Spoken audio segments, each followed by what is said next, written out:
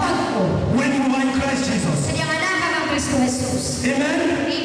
Therefore, the only way to be free from your chains is, do you want to know?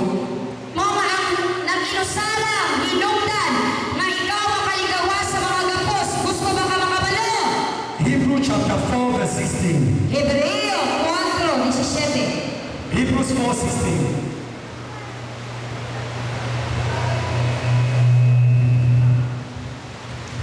Hebrews 4:16.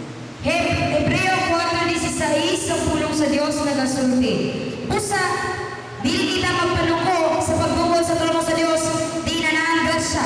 Dinha, madawat natong kaluyog ang grasya, nga atong gikinahanglan. We should have confidence by doing what? By coming on Kinahanglan makabatog kita kumpiyansa sa pagtuol before the throne of grace diha sa trono sa grasya. and find mercy, Ug makabatog kita kaluoy, and all shall be well. o ang tanan nga maayo alang kanato. Some of you are very far from the throne of grace. Daghan ang uban nga nato layo kay ka sa trono sa grasya. Jesus Christ wants you to come. Apan gusto ni Jesus nga modulon ka. He's even begging you. Mingon siya naging pakaluoy kanimo. He says, "Come, my son, Mingon siya ali dinhi my anak. daughter."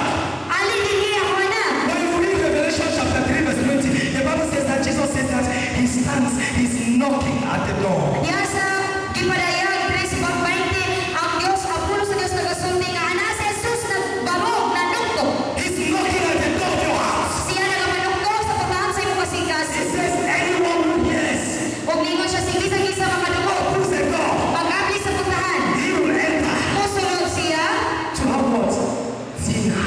To dine with you. aron magugsa aron mangubad ang kaon kanimo. I want you to know there is something special about dinner.